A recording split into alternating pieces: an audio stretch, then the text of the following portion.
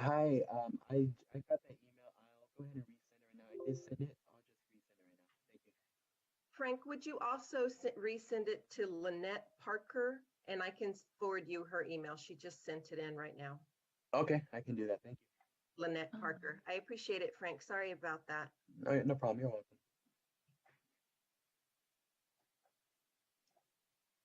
Good morning. This is a courtesy announcement that the meeting is now live on the web. Thank you.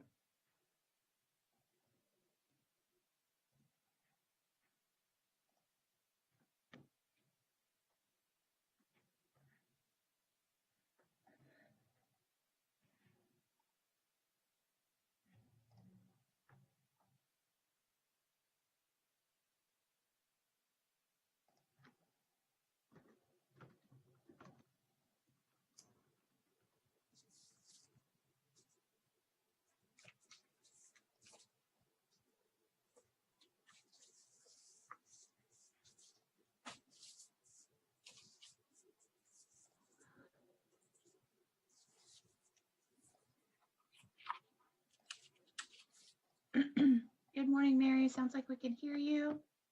Yes. Great, thank you. Anyone who I've not called on who would like to check their audio, please go ahead. Hi, this is Jessie Yu from the Office of Labor Standards Enforcement. Sounds good, thank you. Hi, this is Carla with the Office of Gender-Based Violence Prevention. Thanks, Carla.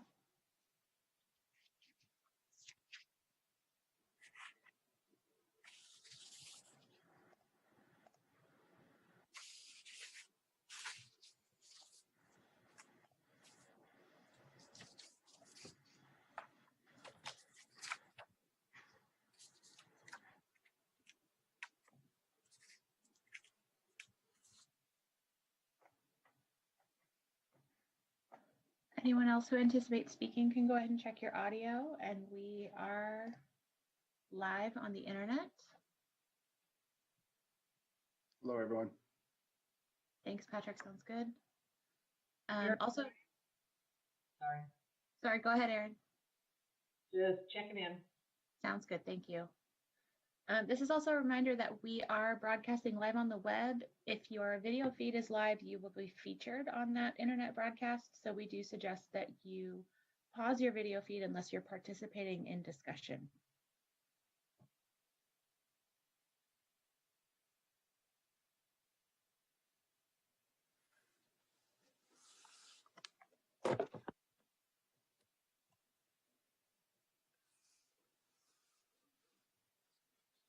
Hi, this is Jason Reardon with CHP. Sounds Good morning. great, thank you, Jason. Anyone else who'd like to check in on audio, please go ahead and do so. Hi, this is Dan Little with DFCS. Sounds good, Dan, thank you. Commissioner Shea Franco-Claassen. Good morning, sounds good, thank you. Judge Zahner. Thank you, sounds good.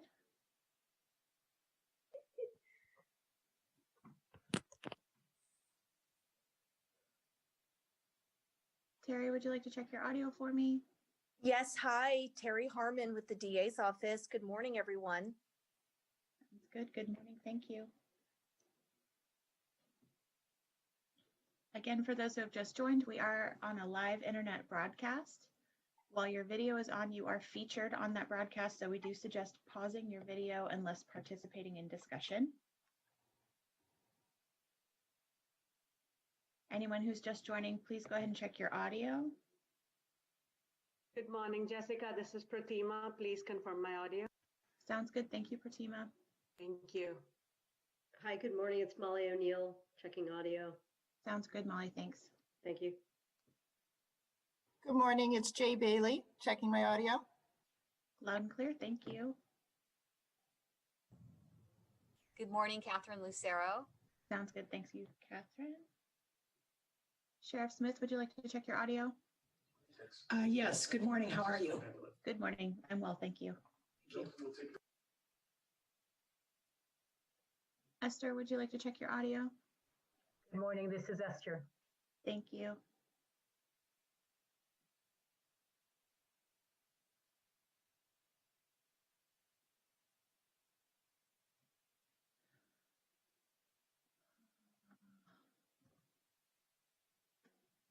Morning. Anyone just joining us who would like to check your audio, please go ahead and identify yourself. Kathy Watanabe, City of Santa Clara, alternate number 21. Sounds good. Thank you. Jeff Rosen, District Attorney. Sounds good. Thank you. Ruth Silvertope, South Bay Coalition to End Human Trafficking, seat 16. Good morning, Ruth. You are sounding a little faint. I don't know if you can. I didn't have my headset on. Better, right? Much better. Thank you. Again, since a lot of you have just joined us, we are live broadcasting on the internet. If your video feed is on, you are featured on that broadcast, so we do suggest pausing your video unless you're participating in discussion.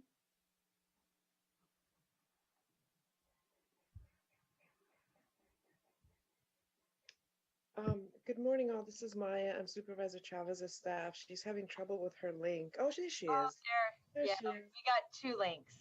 I just had to go through and choose the right one. Good morning, everyone. Good morning. I hope you're all doing well. We're going to start our human trafficking annual check-in meeting with the clerk taking roll. If I could ask the clerk to do that, and if I could ask folks, as you anticipate you will be called, to unmute yourself. Thank you. Good morning, Chairperson Chavez. This is Frank Serrano. I'll be just 1 moment, okay? Frank, we're having a little bit of a difficult time hearing you. Okay, just 1 moment. Perfect. That's perfect. We gotcha. Okay, I'm having a little bit of difficulty with my audio, but I'll be just 1 moment. Thank you very much. Okay, we lost you again, Frank.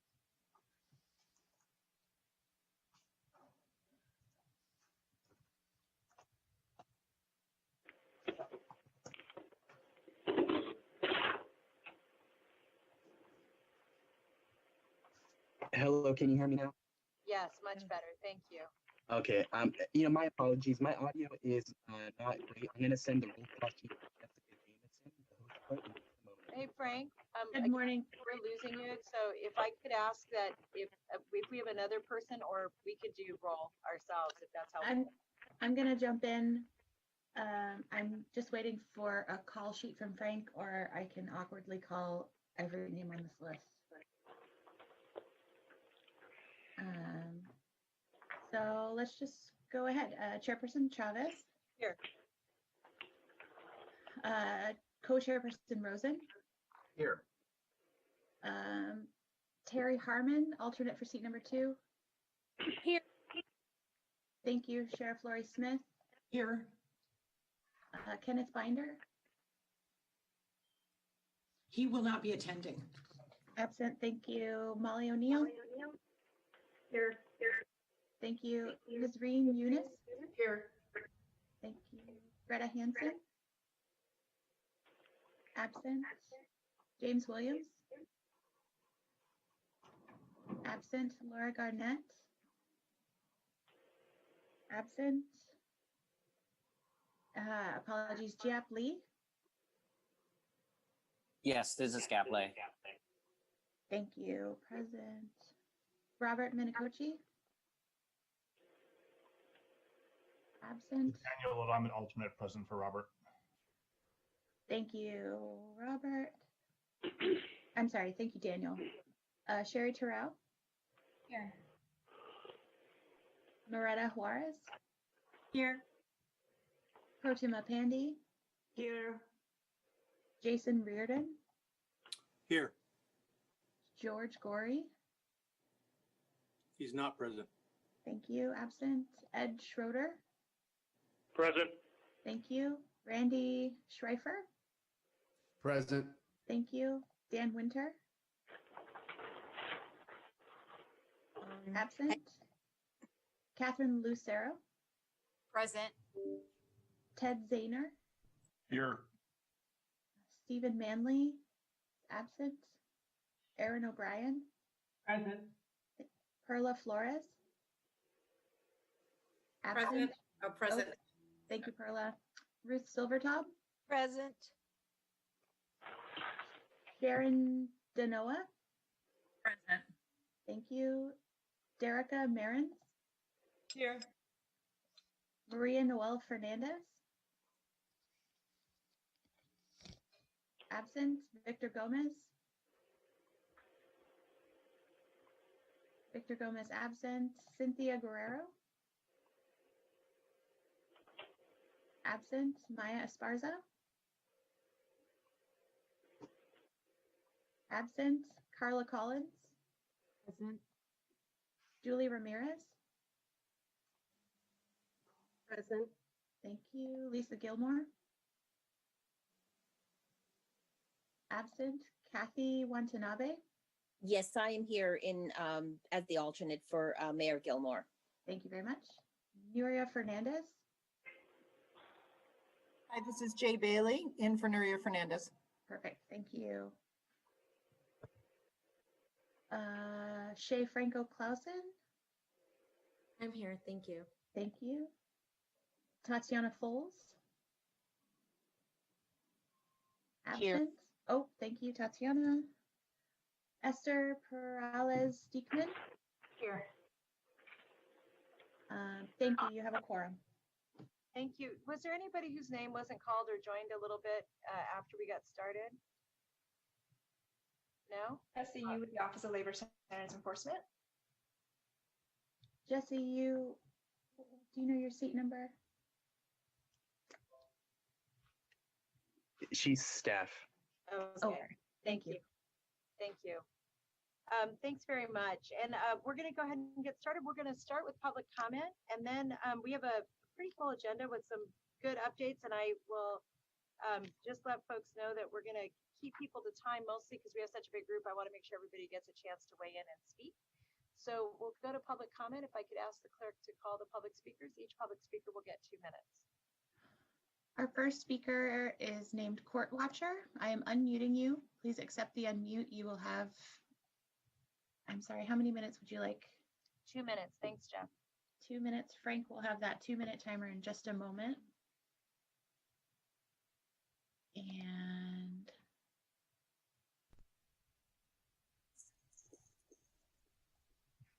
will the person title, oh, here we go. Court Watcher, you may start when you're ready.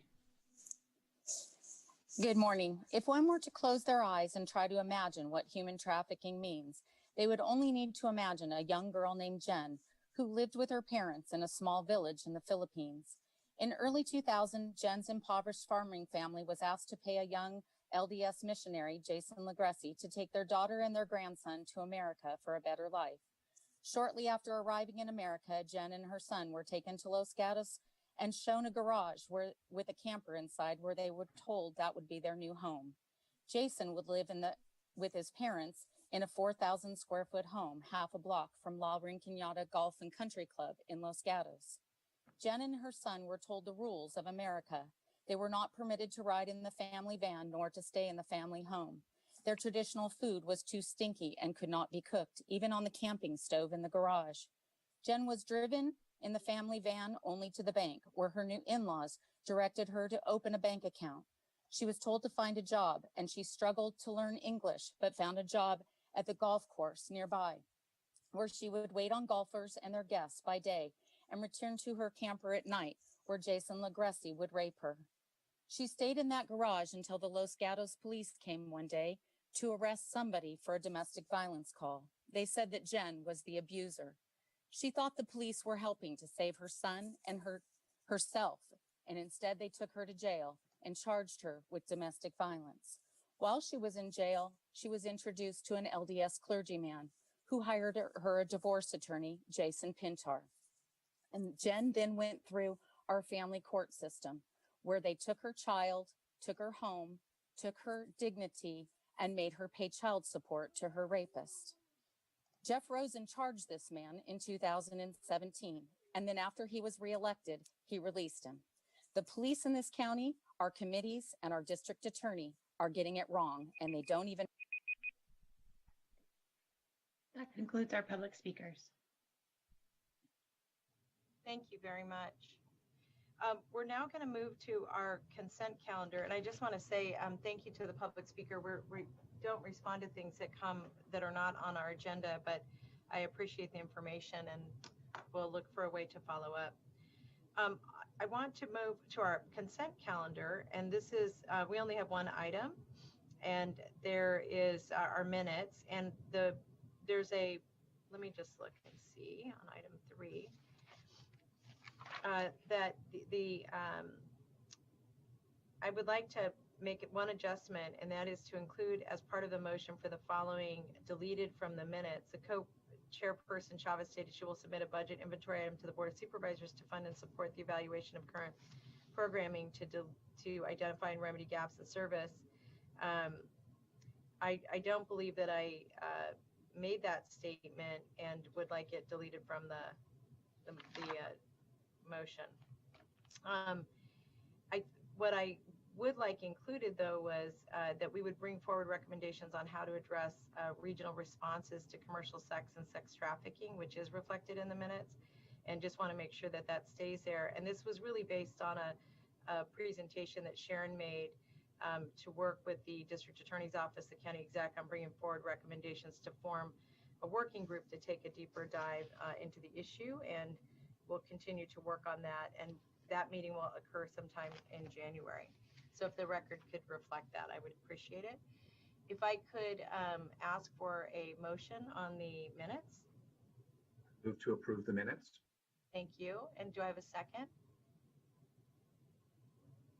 I'll second. Shay Franco-Klassen. Thank you, Shay. So we have a motion and a second. Are there any discussion on the minutes? Seeing none, I want to see if we have a public speaker on the minutes. We do have a speaker on consent, yes. Okay, thank you. And this would be, Court Watcher, this would be relative to the minutes that we're discussing. Thank you. How many minutes would you like? Just one on this one. Thanks.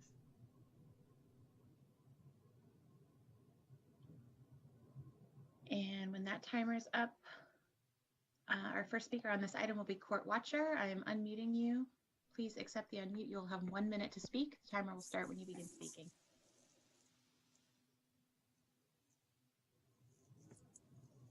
Yes, on the issue of approving minutes, you guys continue to approve your policies and your own narrative. Jeff Rosen currently has an informal policy that is not being addressed, and that is that all law enforcement is required to take human trafficking issues directly to his office. These cases are being silenced from the federal government, and they are not being made aware of them, especially when they involve human trafficking connected to our family court cases in front of Judge James Towery, who Jeff Rosen has a close social, personal, and professional relationship with. The case I just told you about was Jen Legressi, and that was a case that Mr. Rosen and James Towery have assured that Jen Legressi lost her son and was unable to bring issues related to human trafficking forward since 2012 when she attempted to do so. I have continued to follow Jen and her persistence through 2020 in trying to bring these issues to the county's attention and to Mr. Rosen's attention, who continues to protect his own political position in the community. All right. That concludes our speakers. Thank you. I'm going to ask for a roll call vote on our minutes. Co-chairperson Chavez? Yes. Co-chairperson Rosen? Yes. Co-chairperson Smith? Yes. Commissioner O'Neill? Yes. Commissioner Lee? Yes. Lee? Thank you. Yes. Commissioner Little? Yes. Commissioner Terrell? Yes. Commissioner Pandy? Yes. Commissioner Reardon? Yes. Commissioner Schroeder? Yes. Commissioner Lucero? Yes. Commissioner Zahner? Abstain. I was not present and not a member at that time. Commissioner O'Brien? Yes. Commissioner Silvertop? Yes. Commissioner Marins? Yes. Commissioner Collins? Yes. Commissioner Watanabe? Yes. Commissioner Bailey? Yes. Commissioner Franco-Klausen? Yes. Commissioner Foltz? Yes. Commissioner Perales-Diekman? Abstain. I was not present at that meeting. Thank you. That concludes the vote. Thank you very much, all of you. And we're going to move to item 4, and this is to consider recommendations relating to the county's coordinated response to human trafficking, including accomplishments, needs, and recommendations. This is going to we have a long list of presenters. Each of them will present for between 3 to 5 minutes. I'm going to ask folks to be pretty disciplined about that, mostly because I want to make sure that we can hear from all of you and then be able to have a more vibrant discussion. The second thing I want to do is we're going to hear from this panel. Then I want to make sure we can hear from Sharon Denoa, who's also going to do a presentation. And I think if we could hear 4 and 5 together, I think it will assist us in having a more robust conversation about next steps. And I know most of you have your screens off, and I know that for different reasons people do that.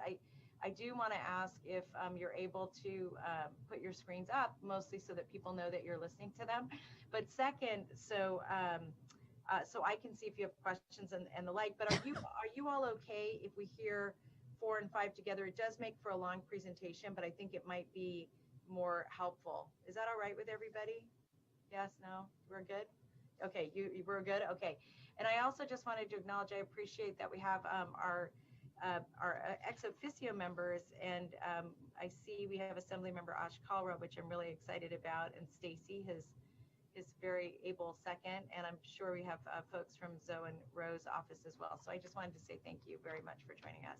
All right, Carla, I think I'm going to turn this over to a big team that you are leading. So just as a couple things that yeah, am I starting with you, Carla? Yes, am I starting? Oh, great. Yes, okay.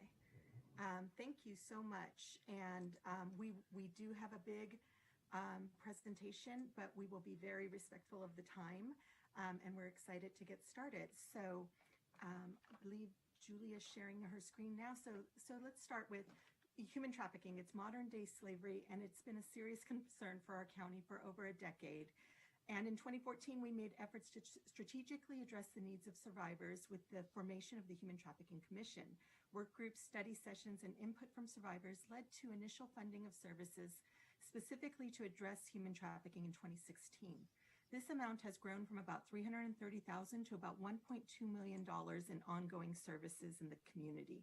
In addition to investing in the community, the county has invested internally as well.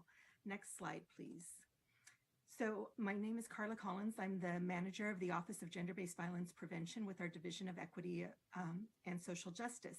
Now today you're going to hear in this first presentation from county departments and community-based, and the second one from community-based organizations who have been doing amazing work to address human trafficking, from direct services to Carla, we've lost you a little bit.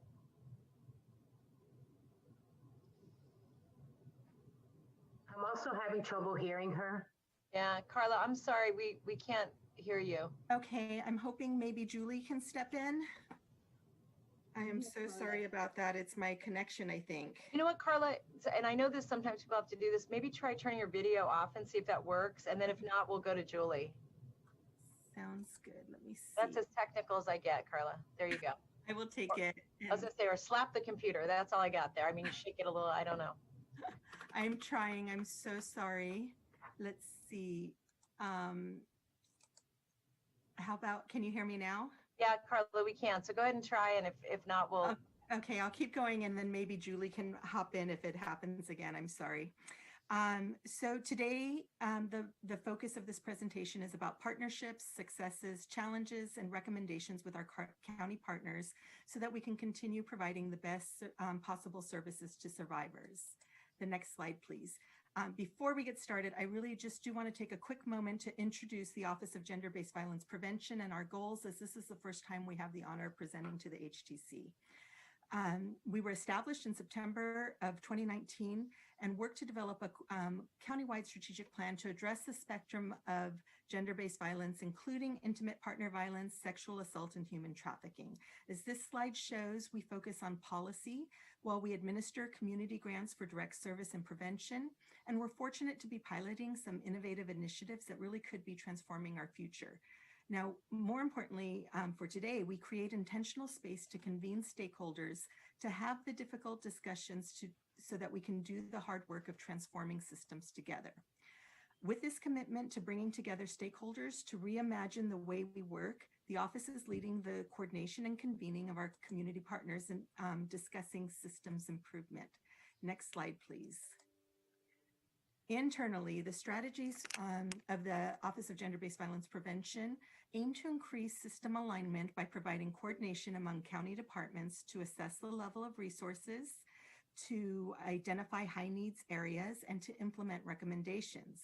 Now, to that end, in October and November of this year, our office convened various departments that respond to human trafficking to explore ways to improve communication and coordination. Now, in the ledge file, you'll find a complete list of county departments and their functions.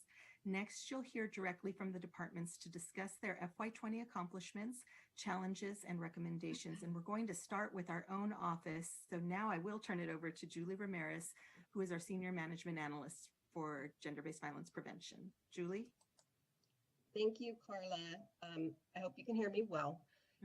We really laid the foundation this year with our first priority of making sure that the agencies who are working in the community have the adequate funding to do so. And this was because of a directive from our Board of Supervisors who supported a great increase in funding, particularly to our DV shelter agencies, who saw an increase in funding from less than 400 or from about 400,000 to over 2 million. This is important and relates to human trafficking survivors because they not only house survivors of domestic violence, but also survivors of human trafficking. In addition to that, we worked with Social Services Agency to augment some state funding that they received to provide funding to CSEC and transitional age youth. So we supplemented that contract with over $170,000 so that they could provide these services to transitional age youth that the state funding would not allow for. Then also, based on a budget inventory item from Board President Chavez, we implemented or administered a contract with the South Bay Coalition at $300,000 for 2 years. So this past fiscal year was 50% of that at $150,000. And that provided the regional coordination. And you're going to hear from Sharon Denoa, the Director of Strategic Partnerships of that organization shortly. We also, based on needs that we heard from our community-based organization, increased the level of funding to Santa Clara University, who manages the legal services providers, or legal services to victims of human trafficking. And we were able to do that it was approved last January and then implemented later in the spring. We provided $2.3 million to fill a gap for state-mandated rape crisis center services, also based on the direction led by Supervisor Chavez.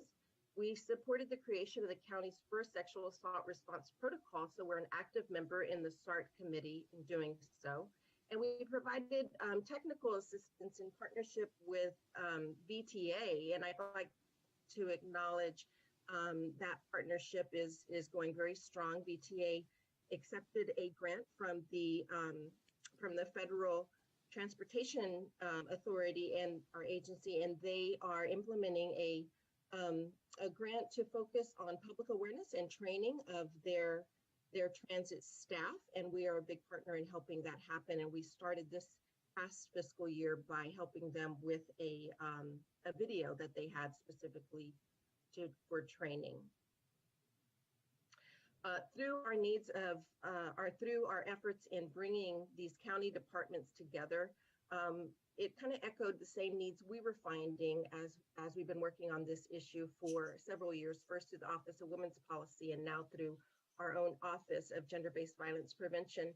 And that's really underscoring the need to improve communication among county departments, because we need to understand each other's roles and the resources that we have internally and that we're providing out into the community to reduce the duplication. Furthermore, we need to build upon and improve and train on existing protocols. There needs to be an increase in general awareness. We'd like to see this throughout county employees, whereas previously it was focused on those outward facing to the community and working in the community. We think it would be very beneficial to train all county employees on what human trafficking is.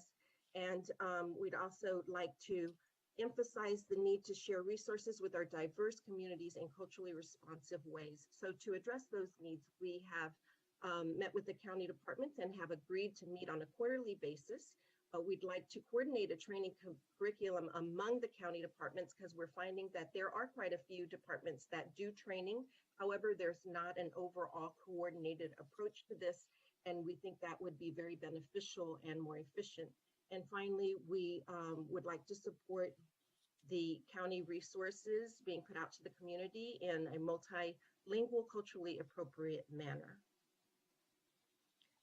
And now I'd like to pass it on to Jessie Yu, who is the manager of the Office of Labor Standards Enforcement. Hi, good morning. I'm Jessie Yu, Program Manager for the Office of Labor Standards Enforcement, and apologies for the confusion earlier. The Office of Labor Standards Enforcement is is OLSE, and we were created in 2017 to advance labor standards with a commitment to social justice. And we work to prevent and combat human and labor trafficking through supporting workers' rights education and providing compliance information to businesses.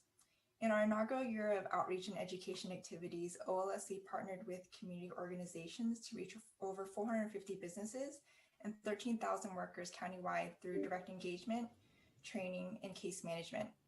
This provided opportunities for our community partners to visit workplaces, connect with workers who may be vulnerable or isolated, and immediately connect those workers with helpful resources. OLSE connects workers and businesses with information through an attorney staff advice line run by the coalition member and OLSE partner Step Forward Foundation. And the advice line was launched in fall of 2020 with the goal of providing compliance information to businesses and providing information to workers about their rights in the workplace on issues like wage and hour issues, sexual harassment, and since COVID emerged, unemployment insurance.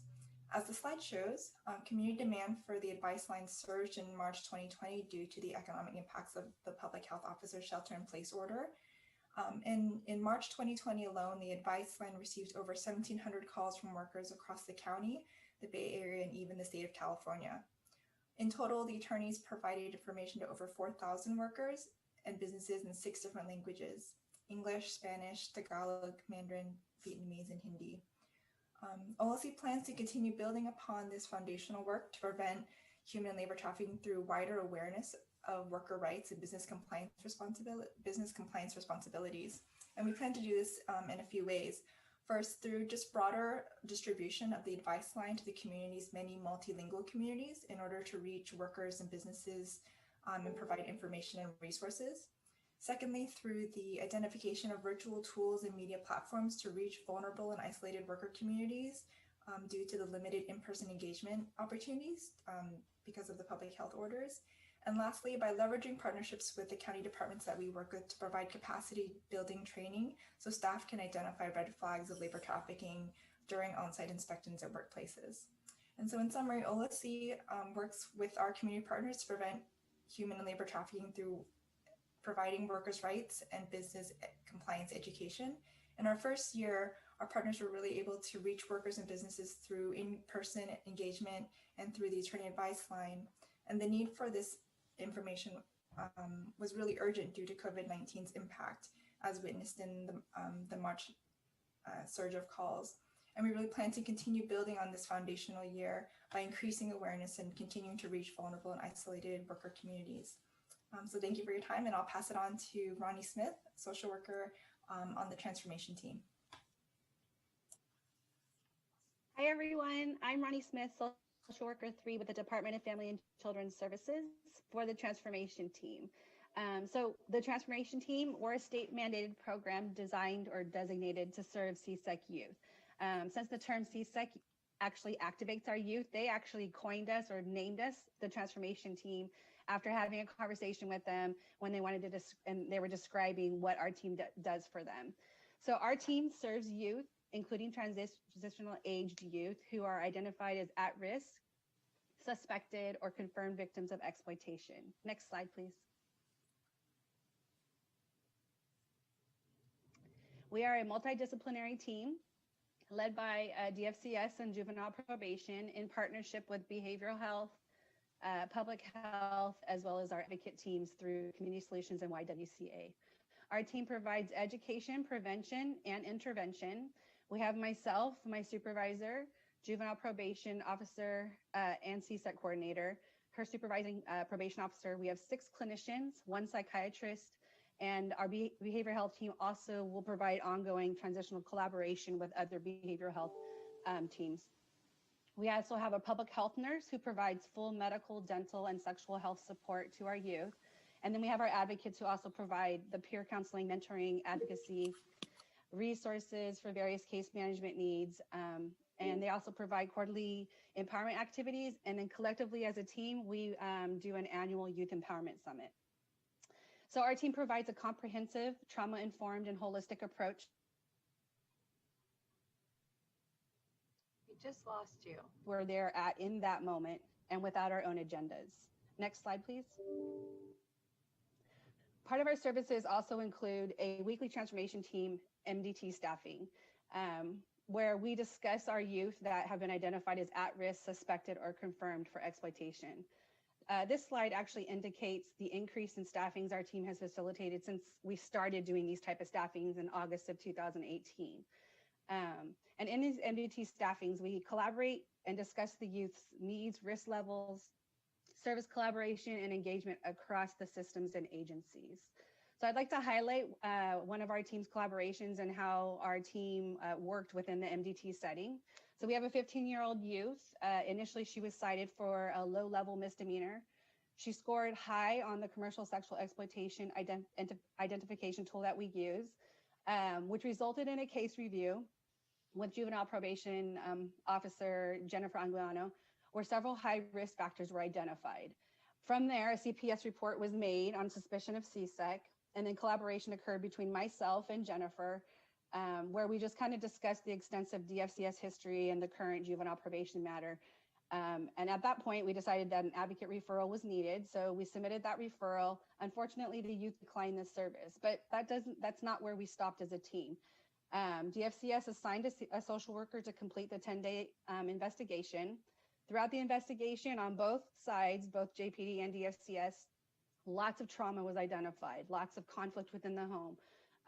So because of that, it resulted in a second CPS referral, so that just to identify more trauma that wasn't listed in the previous referral. So from there, we decided that we needed to bring this youth and information to our transformation staffing.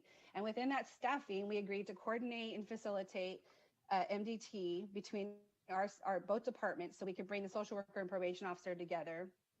And then we also agreed to reach out to our partners with San Jose Police Department Human Trafficking Task Force through Sergeant Ruelas to assess the law enforcement involvement with this family to kind of identify more trauma. They also agreed to participate in this MDT staffing that we had. So during the initial MDT, we learned that this youth had potentially been victimized on multiple occasions and determined that we needed to attempt engagement at a level that's not traditional within either of our departments. So that meant going beyond the state mandates for referral closures or even having a case open longer than it should have been.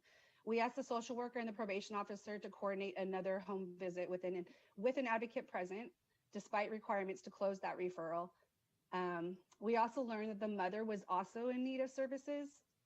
So our team really pushed for DFCS to have a voluntary case opened for this family to allow us more time to engage with this youth to get her the support that she deserves. And then from there, we also scheduled a follow-up NVT to discuss the outcomes and the referral needs. So basically, had we not gotten together and shared that information across departments within our MDT process, we would not have known the totality of this youth's victimization and her trauma. And we would not have known about the control dynamics and the history of domestic violence within the family home. So because that extra effort between our departments and our partnerships, we were able to get out of the box a plan, talk about how to get the family involved in services, and get the mother the help that the mother accepted the services. So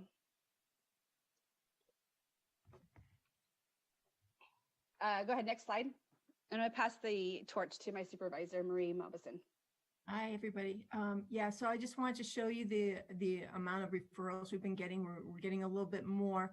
We were surprised that we only got 2 more referrals from last year to this year because we seem to be working extra hard. One of our thoughts is that we're getting much more involved in some of these cases, and also some of these cases have multi-layers. So the mental health issues and also addiction issues. Next slide, please. So some of the things that we really need is survivor leadership to really work with the youth and to get the youth to understand and see things in a different way. We need parent support desperately, advocates to really work with the parents to help them so that we can keep the children in the homes. A lot of parents are afraid to keep the kids in their homes. And also placement for children who can't go home. All right, so that's it for our presentation. I'd like to introduce Kim Walker, nurse manager from Valley Medical.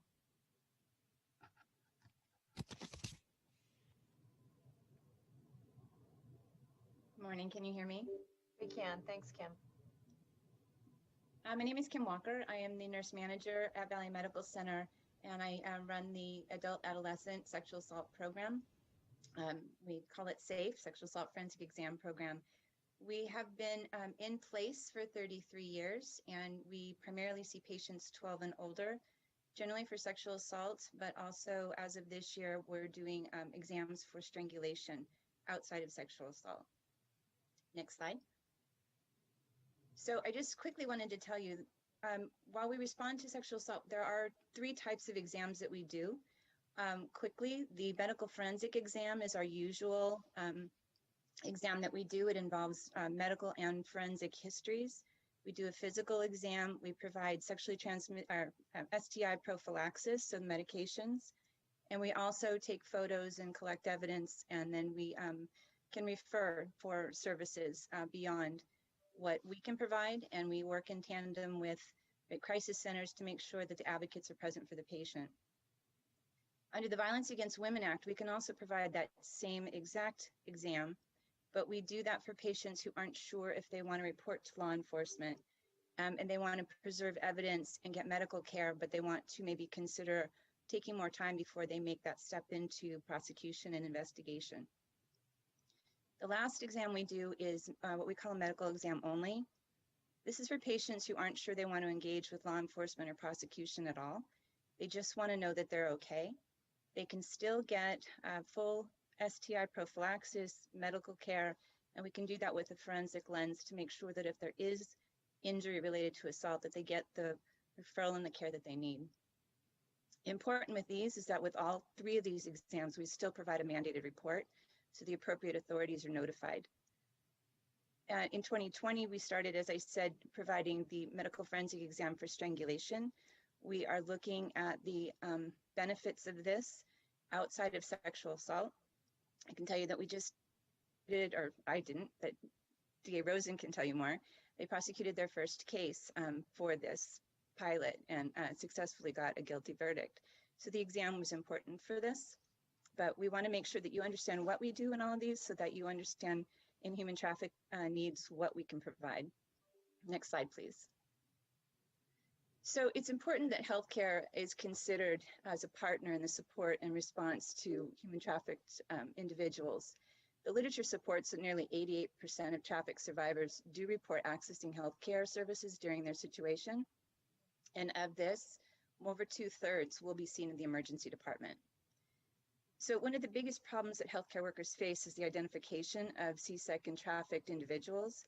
These are patients that hide in plain sight. And due to the nature of the crime, they can often be anonymous for us. They can be accompanied by what is reported to be their parent or a friend, but interestingly enough, as the kind of history and interaction goes on, what you would expect a parent or a friend to know about the patient or their history doesn't align. Other clues that we can have that are often missed are patients are heavily coached, and they can be, under threat of deportation or injury or harm to a loved one, so that they won't provide any additional information. They'll only provide what their friend or parent will allow them to provide. With COVID, this has added some challenges too. Patients will come in by themselves, and so you will often see them on their phone. They can have a perpetrator on the other end of the phone who will be texting them, or they can actually have the speaker on the phone and hear everything that's being said. So you might not get a full story from the patient, and you just want to be aware of those interactions. Other things that are concerning is they might be late to care. They might have a broken bone that could have happened 5 days ago, and they're just coming in now. It could also be, I have a colleague that had somebody jump off a second-story garage because they wanted to get away from their perpetrator. The broken bones were of less significance to that patient than whether or not the perpetrator was nearby. So there's a misalignment on what they're concerned about. Next slide. So one of the things that we would like to do is make sure that, given the nature of our interaction with patients and the volume of patients that we might see that are involved in trafficking, we want to make sure that we are part of the workflows, making sure that healthcare is included and considerations for healthcare workers are provided in any of those interactions. So some of the things that we want to consider is making sure that healthcare knows how to identify and respond to patients. We want to make sure that they understand that patients might kind of shop as well in healthcare, go to emergency department to emergency department.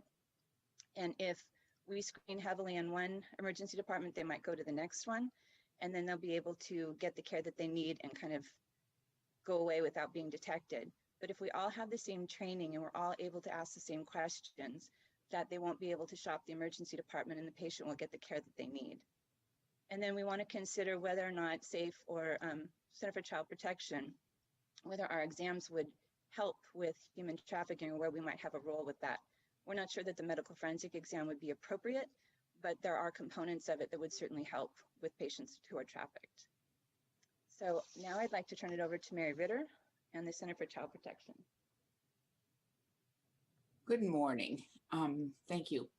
As Kim said, medicine has a lot to offer for these. I'm thinking particularly of children and teens who suffer a lot of trauma and potential disease. I am a physician assistant. I'm the coordinator and primary examiner at the Center for Child Protection. Next slide. We provide medical examinations to children referred both for child sexual abuse concerns and for physical abuse and neglect concerns. We're at Santa Clara Valley Medical Center now. We will, in early spring, hopefully be at the Child Advocacy Center over at 455 O'Connor Drive. At that center, we will be seeing both sexual abuse cases and physical abuse cases, and teens will be seen by the Adolescent SAFE team, that Kim Walker's team for acute medical and forensic exams. One of our major accomplishments has been to continue to see cases during this COVID epidemic. We're aligned with a couple of other clinics that provide services to trafficked kids. The SPARK clinic, Supporting, Protecting, and Respecting Kids is what SPARK stands for, provides medical care to foster children and to recently adopted children over primarily at the downtown clinic. And then the Sky Clinic is new. It's providing trauma-informed whole person care to patients 14 to 25 years, so that TAY group, who've been involved with foster care, juvenile justice, CSEC, youth who are homeless or at risk for homelessness, and other youth with complex medical and social needs. They've been closed because of the COVID pandemic, but they'll be opening soon and are going to have a new medical director. So it's exciting there. Next slide, please.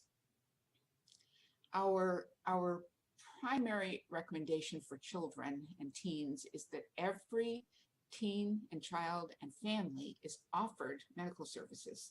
A lot of times, families and victims of exploitation aren't looked at as having an active sexual assault case that would warrant a sexual assault exam. And yet there are medical needs that Kim described that could be addressed by a medical exam or a non-investigative exam, and we certainly provide medical care. So our hope is that every child with concerns about exploitation or concerns about trauma is offered a medical examination. There are ways to do that. I have to interject that I learned most everything I know about sexually exploited children because prior to the COVID pandemic, I was doing the primary medical care to girls at the juvenile hall. And I've been doing that for a lot of years. And in years past, those girls who were identified as prostituting at the time, we were still using that terminology, were brought to the juvenile hall, and I learned how to talk to them, and I learned the kind of trauma that they had received and the kind of medical conditions that they had. They had more trauma and more in sexually transmitted infections and unwanted pregnancies than the rest of the girls that I was seeing. So I learned a lot about how to interact with them and how to help them and how to help them see resources. Fortunately, they're not at the juvenile hall so much anymore. The beauty of all of that was that they got to be in a place where the clinic had time to and they looked at it as a kind of an oasis. But we now want to make sure we're offering that kind of service outside of juvenile hall and through the various different teams. I think we're able to do that. We need to ensure that youth and families do not fall between the cracks as services develop and expand, especially in our new Child Advocacy Center. Create warm handoffs between agencies. I've had situations where I knew of kids who were recently being placed as foster children and needed exams, but there just wasn't the mechanism to get them to us in a timely fashion. While arrangements were being made to move them to placement. I think we need to work on that and ensure collaborative and carefully considered workflows between medical, law enforcement advocacy, and behavioral health and partners at the new Child Advocacy Center. So with that, I will turn this over to DA Vanier from the Law Enforcement to Investigate Human Trafficking Task Force. Good morning, commissioners. My name is Patrick Vanier. I'm with the District Attorney's Office, and I'm the lead prosecutor with our Human Exploitation Unit working with the Light Task Force. Despite these unique times and the unique challenges with COVID-19, the task force has continued to implement a multifaceted approach to target human traffickers and hold them accountable in court over the last year. Next slide, please. This slide represents our prosecution and our victim assistance accomplishments, our statistics over the last year. And these statistics, at least from the prosecution standpoint, represent increases in all measurable areas over the last year, from the number of defendants prosecuted to our conviction rate of 97%, as well as eight traffickers who were taken to trial in 4 jury trials over the last year, resulting in successful verdicts in those cases. And I'll talk about one of those cases in a moment. Also last year, I spoke about a grant that the DA's Office Victim Services Unit received for a designated victim advocate within our VSU unit to work with human trafficking victims and survivors. I'm proud to report that we had, again, an increase in the number of victims who were offered services at 83 victims. But even more, I think we're very happy with is that 65 victims actually accepted direct and ongoing services, not just from our victim services unit, but from our community partners, our service providers that we are networking with. We've done outreach with them, and we've successfully been able to work and partner with our service providers in the community to provide 65 victims with services. And so that's something we're very proud of. Next slide, please. Next slide, please. So in terms of our investigative accomplishments, I think the underlying theme for this would be collaboration. And the DA investigators and our sheriff's office detectives within the Light Task Force have investigated a diverse array of trafficking and exploitation cases, partnering with agencies throughout the county. The People versus Furtado case is one of the trials we just recently finished. It wrapped up in September, and it involved a prolific sex trafficker with a 15-year history of violence against women. And his most recent victim was one who was rescued as a result of a tip from the California Department of Corrections to a sheriff's detective with the Light Task Force. And partnering with our DA investigators, we were able to put together a very comprehensive investigation involving Mr. Furtado. The trafficking and the trauma bonds that the victim in the case still had with the defendant was extremely strong. And while she was initially cooperative with the investigation, she ultimately fell back into that state of loyalty to her defendant and to her trafficker, and tried to undermine the prosecution of the case throughout the criminal justice process, including the trial. Fortunately, because of the thorough investigation conducted by the investigators in the case, we were able to independently corroborate the history of violence and trafficking, resulting in a successful verdict. This is the first time Mr. Furtado has been convicted of human trafficking charges, as well as a host of other serious and violent felonies. And he's now facing a sentence of 124 years to life in prison. And the recommendation is the max from the Department of Adult Probation. And if he is sentenced in 2 weeks to that sentence, it'll be the largest sentence of a human trafficking case that we've seen in this county. We've also, in the Light Task Force, been doing demand reduction work through Operation Reclaim and Rebuild, focusing on buyers. DA investigators in COVID-19 have been collaborating with local, state, and federal law enforcement agencies to build investigations in every exploitation circle that we can identify. The DA's office signed an MOU with the California Massage Therapy Council to do both administrative and criminal investigations, and working with local law enforcement agencies for example, in the city of Campbell. DA investigators also partnered with the California Department of Alcohol Beverage Control and the San Jose Police Department in a 9-month investigation in labor trafficking down in South County. 2 liquor store owners were exploiting 5 of their workers, holding and confining one inside that liquor store for over 6 months. And as a result of that investigation, arrests have been made, 5 victims have been recovered. And I really want to give a special acknowledgement to our community solutions partners, our partners at the Catherine and George Alexander Law Center, as well as our victim services unit, which have provided wraparound services for those 5 recovered victims. Also, we've been focusing on residential brothels, which have been proliferating within this county. Operation Risky Business was an investigation that we started back in 2019 with the Milpitas Police Department, FBI, and the State Department.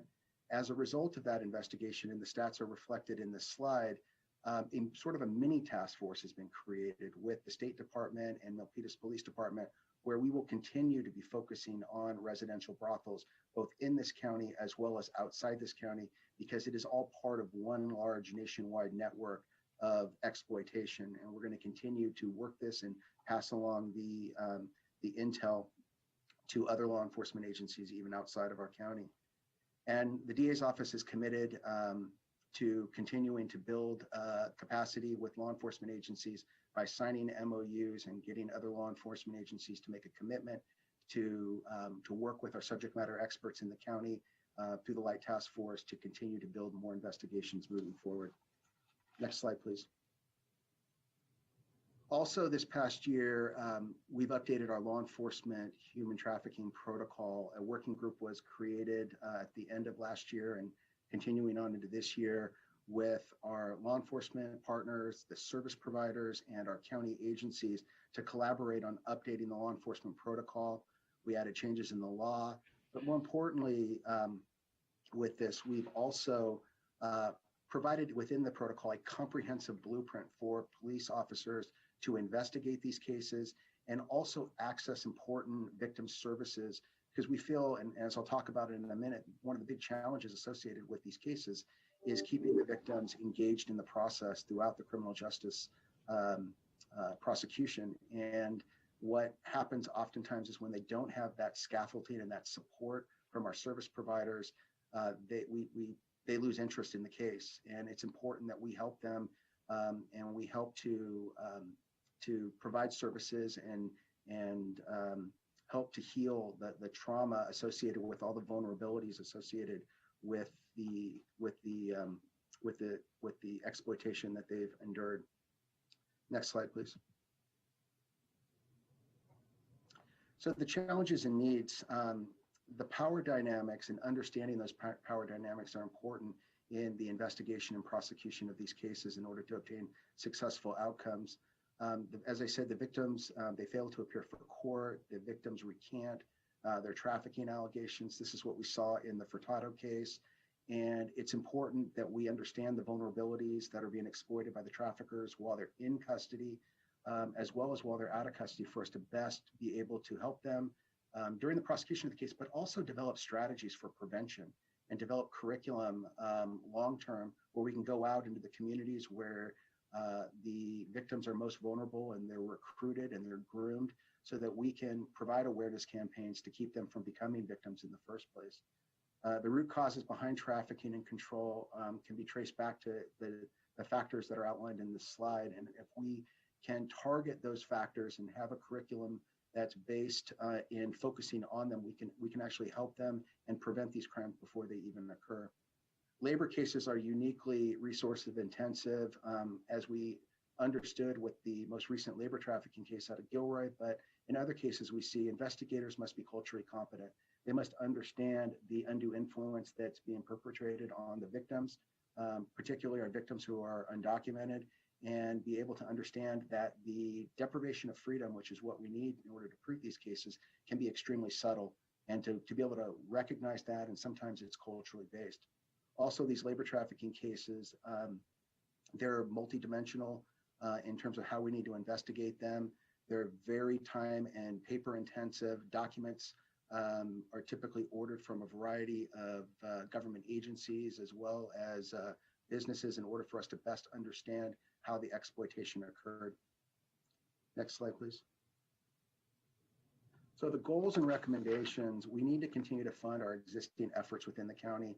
Our South Bay Coalition and Human Trafficking Community Solutions have been important partners in our ability to help our victims, keep them engaged through the process, but also funding these efforts and continue to fund these efforts to develop and target prevention efforts in the community and develop long-term outreach and education campaigns in our communities that we can identify that are most vulnerable. I think in long-term will help us reduce the number of individuals who are being exploited. We also need to ensure that data collection and information sharing is continued so we can understand the trends, the people who are being exploited, the techniques that are used by our exploiters to traffic individuals, as well as understand and use the data so we can best provide the services that are needed for our victims long term. And then in terms of labor trafficking cases, we just need to continue to dedicate funding to develop strategies and build partnerships and capacities with all of the agencies that provide referrals to us, whether it's the Office of Labor Standard Enforcement or the Labor Commission or the Department of Alcohol Beverage Control. These agencies are huge in getting the necessary referrals for us to investigate these labor trafficking cases. So I know I covered a lot of information in the ledge file memo that I've submitted. It covers more information, but I will try to stick within my 5-minute allotted time. I'll now turn it back to Carla, who's going to provide a wrap up. Thank you so much, Patrick. And basically, I just want to thank all of our county partners. As you've seen, they do tremendous work to address human trafficking daily. This work is really hard, but the eternal optimist in me is really actually quite excited for 2021 and the work that we're going to be doing and continue to do. We have a commitment from all our county internal stakeholders to meet at least quarterly to keep working on communication and coordination. And you heard a lot of these highlighted. We are looking at training and really focusing on that and looking at our entire county workforce as part of our line of defense to identify human trafficking. I want to again highlight the need to focus on culturally responsive resources, and we'll continue to support that to best meet the needs of our diverse community. And we're adding a focus on incorporating virtual tools because it's our new reality now. And of course, as Patrick was able to highlight, the support for agencies providing direct services, looking for ways to expand this, including support for parents that we heard in several of the presentations as well. So this does end our presentation. I do want to note when we get to time for questions that we have all the panelists as well as some other department members who are on the ready to answer any questions, and we look forward to hearing from our community partners next. Thank you so much. Thanks, Carla. And folks, is it okay if we go right to Sharon? I know this is a lot of information, so please, I've got my questions. I've been taking notes throughout, but Sharon, we're going to turn it over to you, and then we'll go for questions. And just as you think about this, any questions you have, but also recommendations that speak to you specifically that you think should really be prioritized, I'll be interested in hearing from all of you on that. All right, Sharon, take it away. Thank you so much. I'm going to try to move through this really quickly. I'm Sharon Deneau, Director of Strategic Development with the South Bay Coalition and Human Trafficking. We included an annual report as well that will include more in-depth information, but I'll be going over a number of areas: identifications, accomplishments, trends, and then recommendations. Starting with trends that we're seeing in data coming from our victim service providers. In the fiscal year 2019 to 2020, our service providers provided crisis intervention and comprehensive services to 276 survivors of human trafficking, and that's from Community Solutions, ACI, and the YWCA. The majority identified as female. Over 55% of those clients were under the age of 25. In terms of communities served, over 45% identified with the community of Hispanic or Latino, 17% Asian, 12% white, 11% Black. And I want to note the disproportion here in that the African ancestry community makes up less than 3% of Santa Clara County's census population.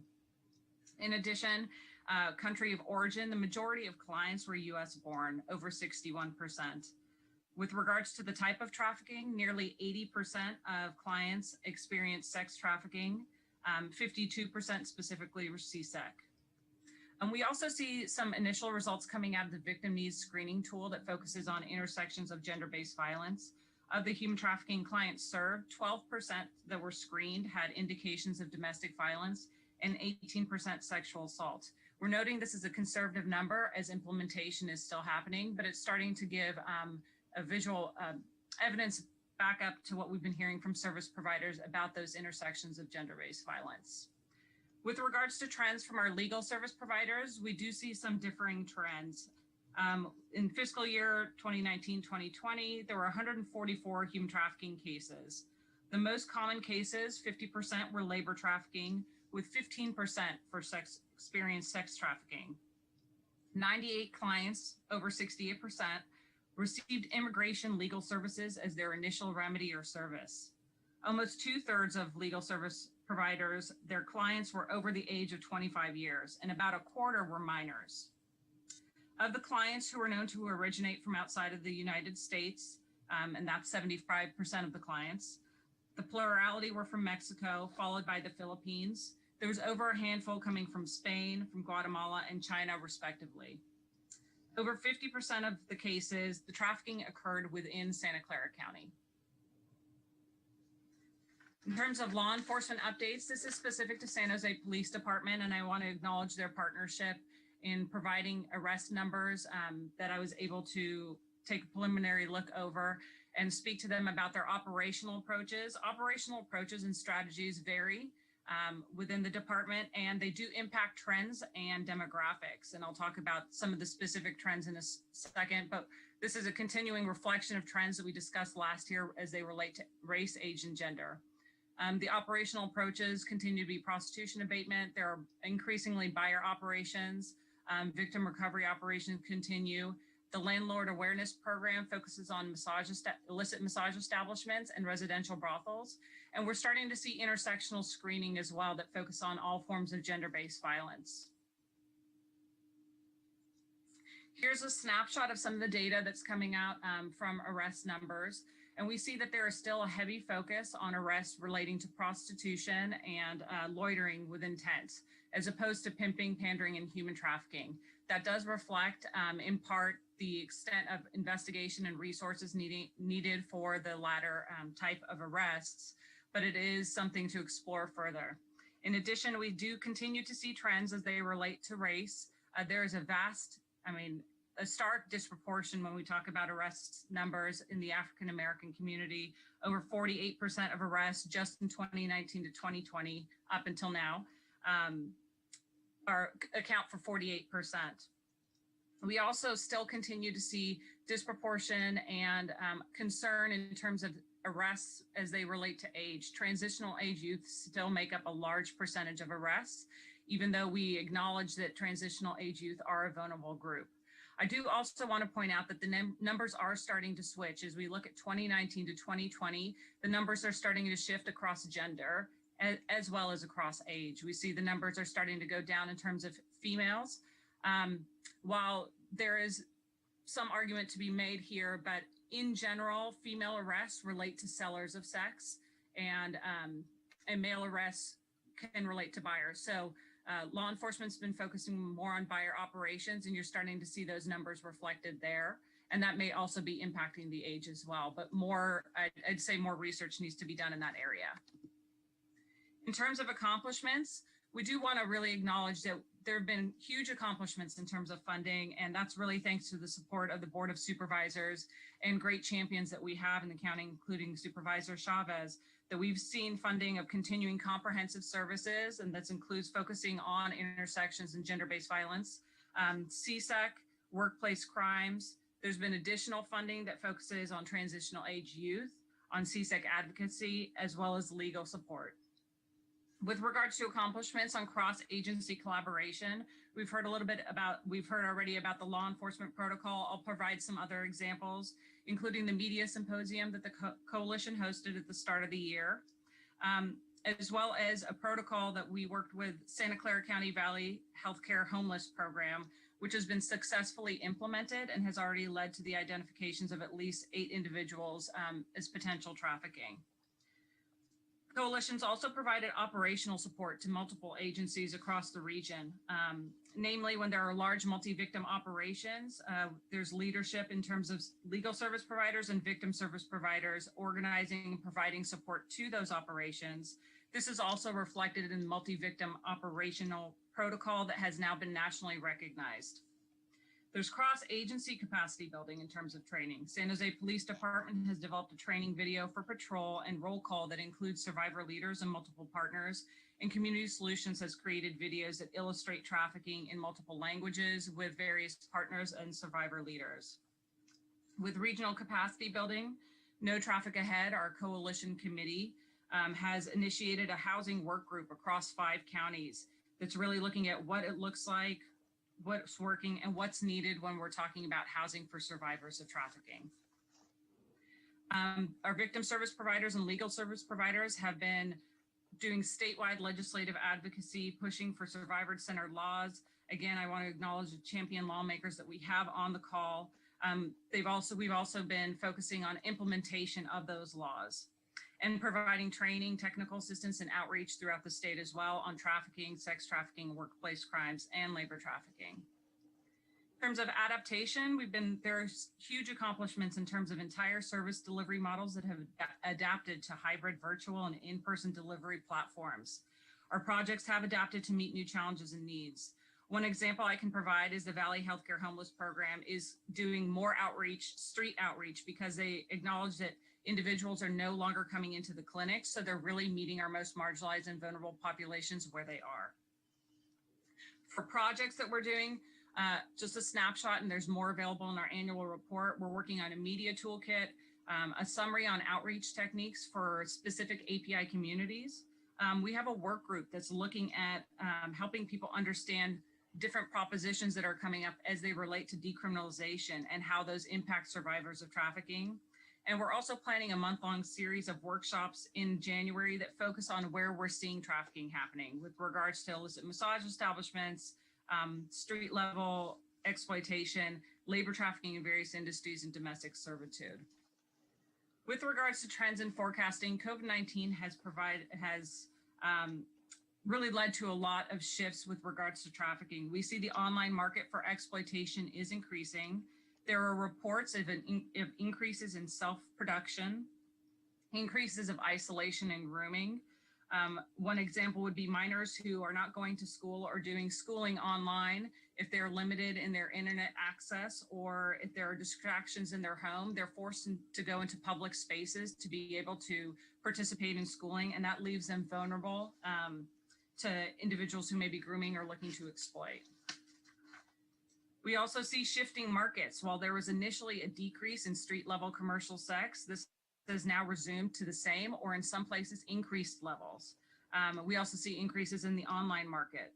Illicit massage establishments may be limited in operation, but many are operating more covertly, and we're seeing an increase in residential brothels.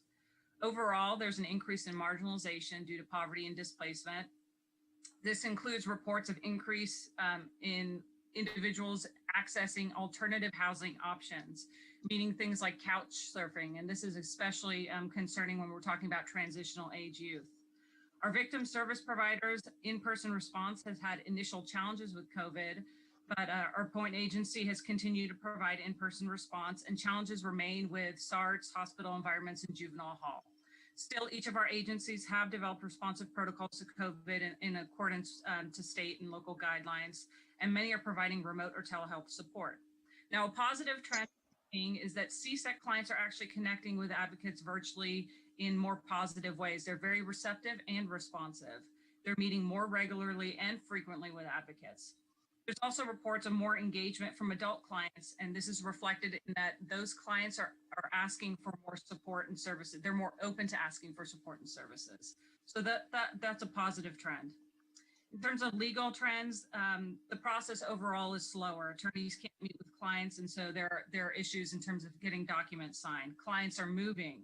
Courts are closed. While local courts are open, the immigration courts are not available by Zoom. Policies. We have state laws that are limiting group homes. That's led to the closure of long-term residential programs for CSEC, and that's a huge gap.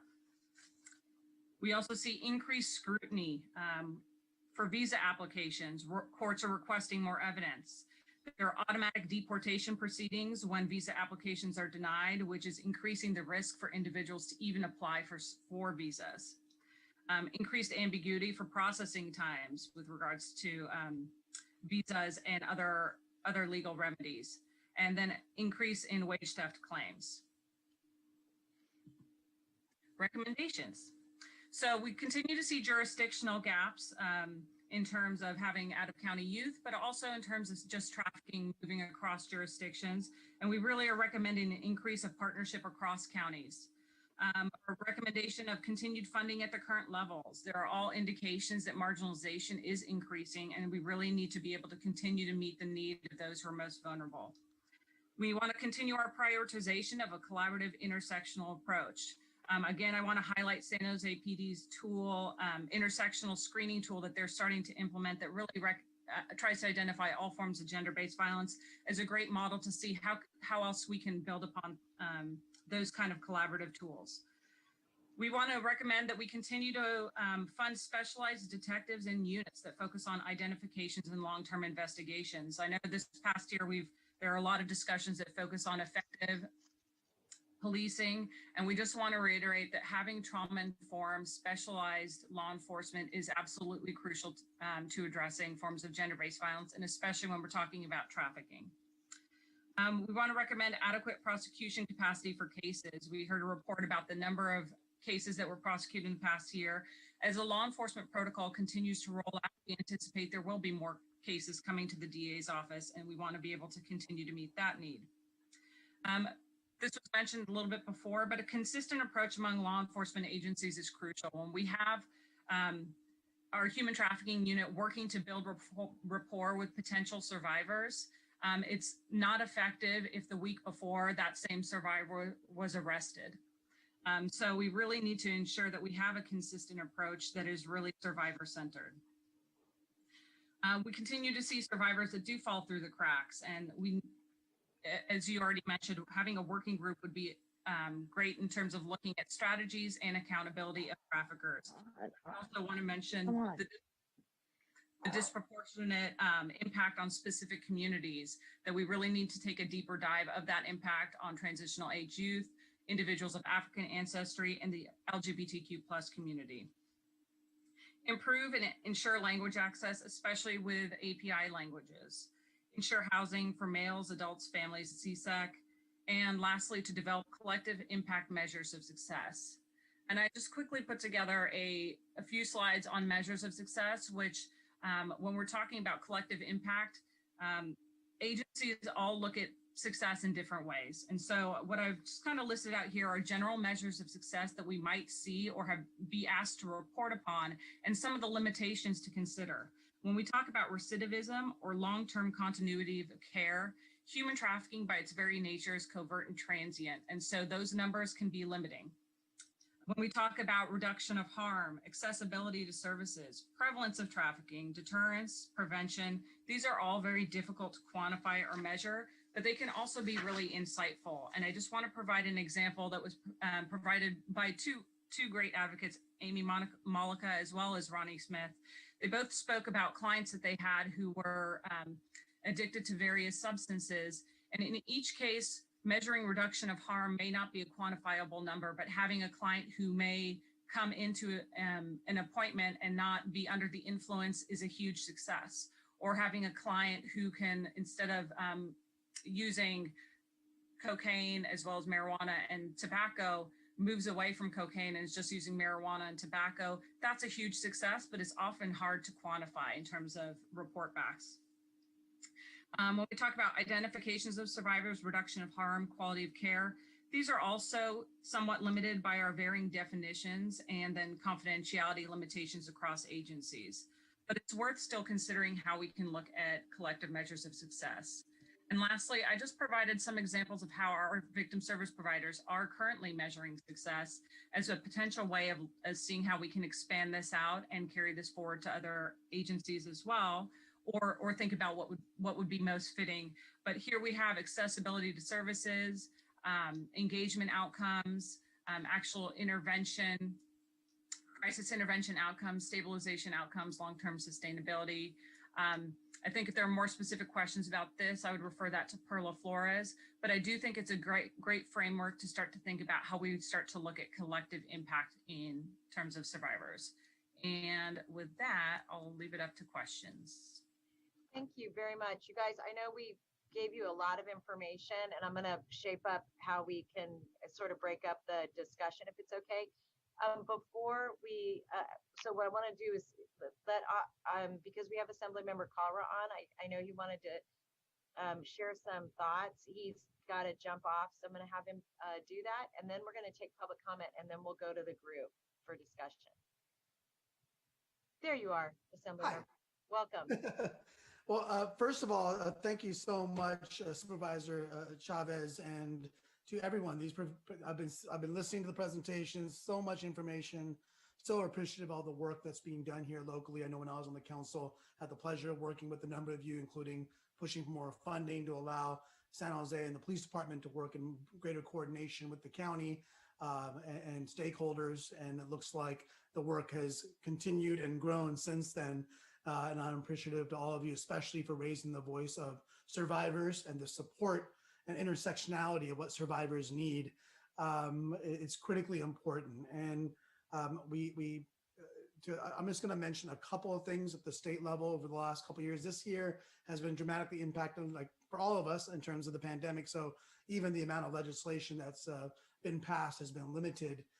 We did get a couple of bills, including one for AB 2426, which allows for more agencies to be able to identify victims of human trafficking, which is critical, as you all know, for the certification of that classification, as well as one from Senator Durasso, SB 1190, which expands the right to terminate a lease based on being a victim of human trafficking.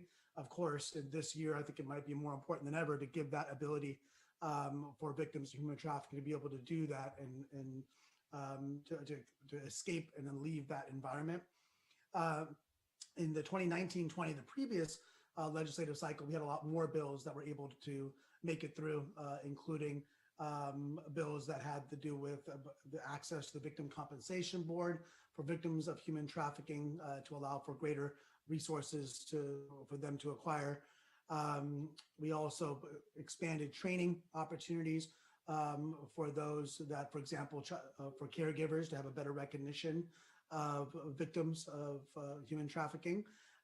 We shortened the amount of time that the state takes in order to certify for the purpose of U visas and T visas, victims of human trafficking. It was previously up to 90 days for a state to certify. Now it's been shortened to 30 days and 7 days if there are removal proceedings already in effect. So that has a dramatic impact in trying to protect survivors who are immigrants that are facing deportation. But we also expanded the caseworker privilege for human traffickers, as well as the hotline posting enforcement. It's been a law to require posting of information, but a lot of businesses haven't done it. And so we actually beefed up enforcement to ensure that businesses are appropriate businesses and relevant businesses are posting information regarding access to resources regarding human trafficking. And the last thing, a couple of things, the last two things I'll leave with. A couple of years ago, I tried to put forward a bill regarding contractors that would bring workers from out of the country into the country. There's a lot of rampant human trafficking that occurs there. We were unsuccessful at the time, but we're going to look at some point of bringing that back again. And this particularly applies to those working in restaurants, farm workers, many who do not speak English that are being taken advantage of and are living in really horrendous conditions. And then finally, as I see Ruth Silvertope here, we're in conversations regarding providing greater support for victims of human trafficking through the court process as well. And so we'll continue to have those conversations to see if we may put forward legislation this year in that regard. But so just a really quick rundown. I know you have a lot more on the agenda, but thank you, Supervisor Chavez. And again, it's always great to hear the work being done at our city with City of San Jose, with our county partners, as well as all the incredible advocates that I see here, the organizations that I see here, part of the Zoom. So thank you for giving me an opportunity to jump ahead of the line a little bit here, and I appreciate it. You know, we really, Assemblymember Colorado, thank you, and for all you've always had staff here too, and we just really want to appreciate you and all the work that you're doing, and how easy you've been to access to get some of the work that we're doing on the ground to really be able to get the resources we need at a state level. Thank you for that. And thanks for being with us and spending so much time with us this morning. I know you're really busy. These are really crazy times. So it's been great, really informational, and I really appreciate what everyone has shared so far. I mean, clearly a lot of work being done, and so I look forward to continuing to do the work with all of you. Thanks a bunch. All right, so what we'll do is we're going to take our public speakers, and then I'm going to come back to all of you to have a conversation about what we see as some of the big next steps we need to take together to really take another bite out of all this work. So I'll ask the clerk to call our public speaker, and then we'll come back for discussion. Our first speaker is Court Watcher. I'm unmuting you. Please accept the unmute. You will have 1 minute to speak. The timer will start when you begin speaking. The amount of public resources that has been spent on this committee is mind-boggling. And all along, Jeff Rosen was quashing real complaints about human trafficking. I have been involved in family farming businesses for over 20 years. I knew how they were trafficking people through labor contractors, and Judge James Towery, the same judge of the woman who I described earlier, made sure that I couldn't get records that would be able to prove what my husband and his business partners were doing, to the tune of millions of dollars a year. This is big business. Human trafficking is making a lot of money for a lot of divorce lawyers and judges. They're making money for district attorneys who are getting reelected and having huge political campaign contributions. Judge James Towery, Judge Marianne Grilly, and Judge Zahner, they have their fingerprints over all of this because they did not want this information to come out, but it's going to come out, and none of you will be proud of all the work you did while Jeff Rosen was making sure it was silenced. That concludes our speakers. Thank you. You guys, I know we threw a lot at you, and so let me just create a little context and tell you what would be really helpful, I think. And you can ask or say anything you want, but I mean, just in terms of next steps. So first of all, I just as a quick kind of reminder, for those of you who I can see, how many of you were part of the original discussions of the Human Trafficking Task Force? You can raise your hand if you were part of those original discussions.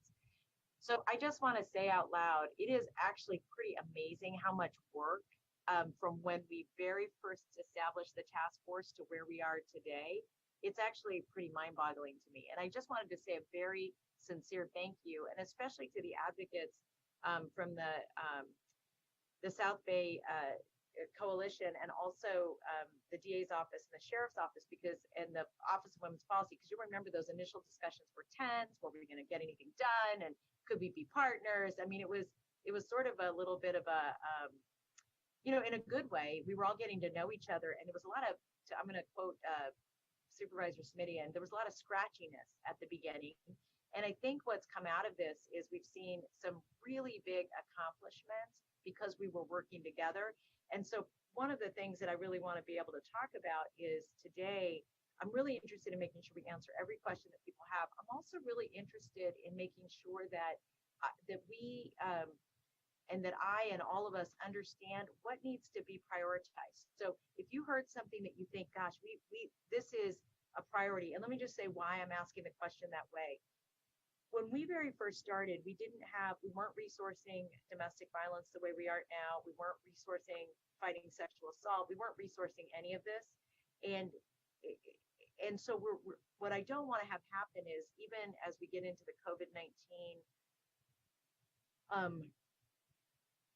budget constraints, I don't want us to move back even 1 inch. I'd actually like us to keep moving forward. And my fear is that if we don't have a plan, that we're not going to keep moving forward, and that we may be stymied a little bit. And I'd like us to maintain our very aggressive march toward properly resourcing the needs of victims of human trafficking, victims of sexual assault, victims of domestic violence, because we know that many of the people that we're talking about are victims and of any number of these issues, right? So I really want to link this struggle and keep moving forward. So with that, my first of all, anybody who has a question, and or if you want to kind of do a shout out on the priorities, I'd like to hear that. The reason is that we're going to have a mid-year budget discussion in February. The board will, and that will probably be to take a look at what continued cuts that we need to make, but also what is it that we should prioritize. As an example, on Tuesday, I'm bringing forward an item that doesn't directly relate, but it'll help you understand the way I'm thinking, that really says to the county that we know that because schools have been closed, there's been a significant decoupling of young, poor women getting access to period products. So schools used to give those out. We don't have them. I'm asking the county, even though we're making a lot of cuts, to invest in that, because for half the population, those things really matter. And having access to what you need, you can't even go to work. I mean, like this has really big implications for women and girls and young women. I mean, so those are the kinds of things I want to make sure we're not missing a beat on, and that we're really being very focused on. So we have the budget hearings in February, and then we're going to have budget hearings in March. And again, I want to make sure we're being very protective and very proactive. So I'd like to hear from all of you, and then I want to talk a little bit about maybe broad next steps based on the feedback that I get from you. So if you're interested in speaking and you know how to raise your little blue hand, please do that. For those of you who are like me, who are sometimes techno-peasant-y, you can wave wildly, and I will put you in line. And I will start with Judge Lucero. Tatiana, I saw you. you, President Chavez. I would ask us to focus on housing for young women and girls who are victims or at risk of victimization for exploitation. The reason why I would do that is because our systems of care for human trafficking for youth is Bill Wilson, but they're not allowed to go there if they're wards or dependents. The wards and dependents end up in juvenile hall, not for child prostitution, which is not legal, but for other low-level street crimes. And then we have nowhere to release them to. So we're ending up using it as housing, frankly, until we find something that doesn't exist that is better. Often the parents won't take the girls home, and it is usually girls, or the foster youth we need to find a placement. So what we need is to partner with agencies like the Young Women's Freedom Center and build out a system of care for our court-involved youth in order to not use juvenile hall as a housing placement. And we are trying to get to the zero incarceration of girls in Santa Clara County with Vera Institute for Justice. Over and over again, the few girls that end up in the hall are often at risk or are CSEC confirmed, and we can't get them a placement. I would also advocate as well that we add a life coaching component and a basic income to this population as a pilot so that we can see if we can get them onto career and college and off the pipeline to prison. And please keep in mind that there is a phenomena of a sexual assault to prison pipeline for these young women. And that's it. Thanks, Judge Lucero. Tatiana, and then I'll go to Jay. First, I want to second everything Judge Lucero said. Yeah, I'm so happy to hear it. So I have quite a few questions. I'm going to try to prioritize them. One, I want to thank everyone who's gathered all this data and obviously does this hard work every single day. And one of the things the Council for Massage Therapists and the certificates, I've seen the human trafficking awareness sheet that they send out with that. It is only in English.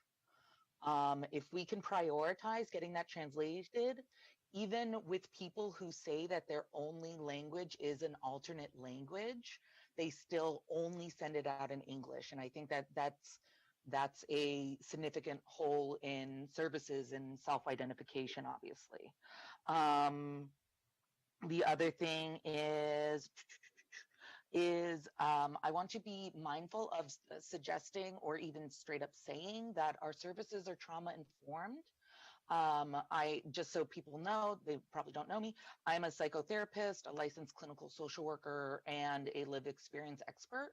And saying that we are trauma informed, and then we require survivors to state their trauma on our timeline, not their timeline, that's not trauma informed, that's trauma aware. So we're aware of the harm we're doing, but we aren't necessarily doing that. So I just want to be aware of that as a terminology and to honor the terminology and how it was intended. The last thing for this group, obviously, is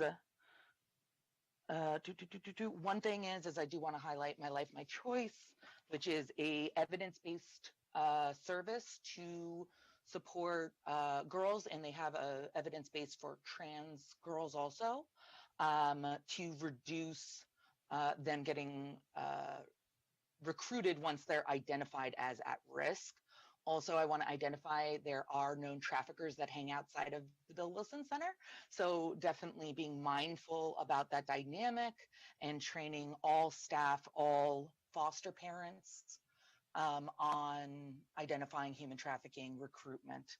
Also, something I want to be mindful of is 48% of the arrests are of individuals of African descent. where we have about 2.4% in the county of Santa Clara. I want to be really mindful of racial profiling, especially of Black individuals, especially those walking on known tracks. That is, skin color and location are not probable cause. And so I just want to be mindful and cite that. And of course, continuing to acknowledge that a lot of the work is being done by community-based organizations, and I'm really appreciating that. I also would be very, very, very interested in knowing the statistics for what percentage of arrests is it known that the individuals are also selling sex. So what percentage of arrests are they also known as potentially being survivors themselves? I think that's really, really critical and an important measure of success potentially on, are we continuing to cite, arrest adult survivors of human trafficking also? Thank you. Thank you very much. Jay? Yeah, good morning. Good morning, everyone. I'm Jay Bailey. I'm the Chief Employee Relations Officer at the Valley Transportation Authority. First, thank you to everyone for the incredible amount of information this morning, and also the level of dedication and passion and concern that you're bringing to this work. It's really amazing.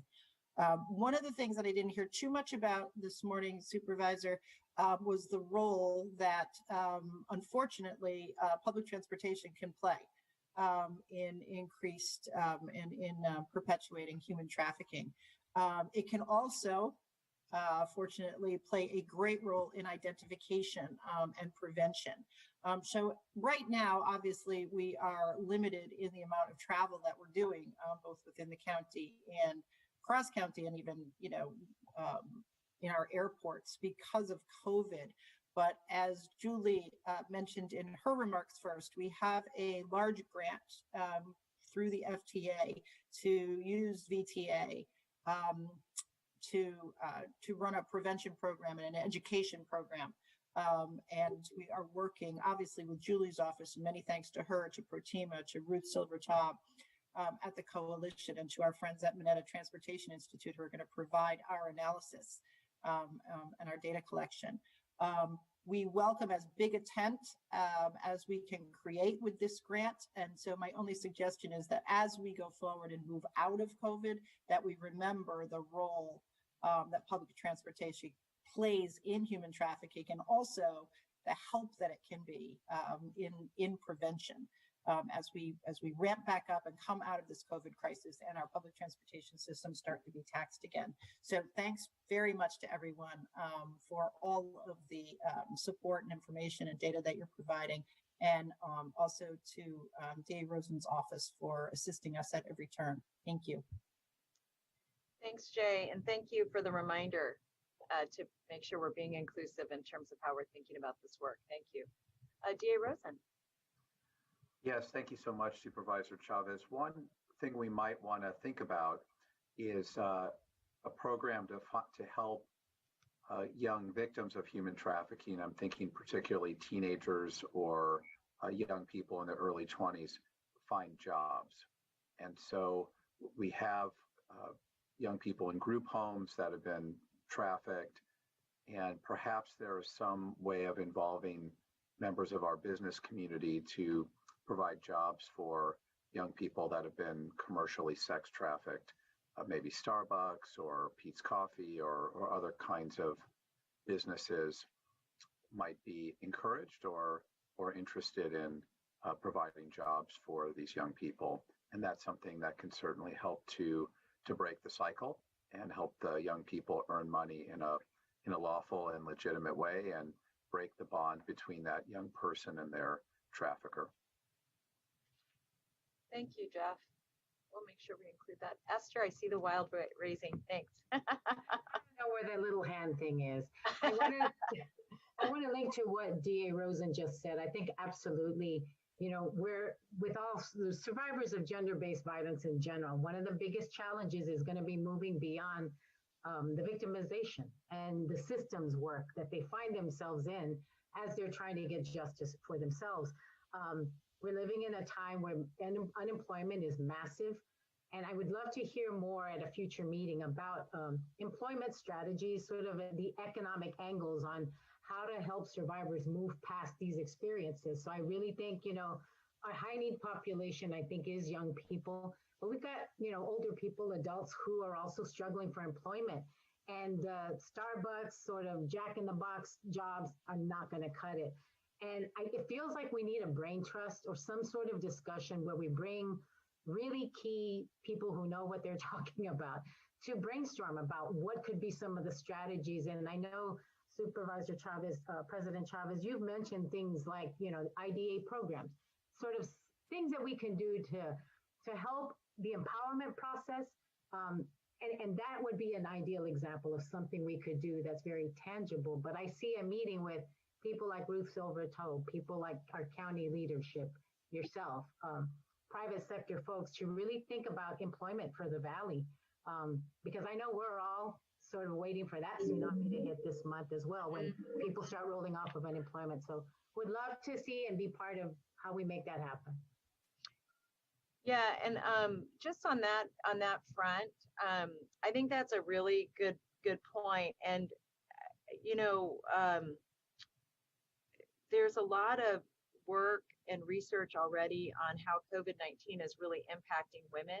Like this is the economic tsunami that's just crushing women and poor women and girls in particular. And so, yeah, I think we could do that. And, we might want to think about that kind of action sort of, early in the new year. And in part, the other reason, folks, is that with the new leadership at a federal level and our work at a state level, one of the things that I'm really concerned about is the way we're reacting relative to unemployment insurance too, and how that's impacting families' access to childcare.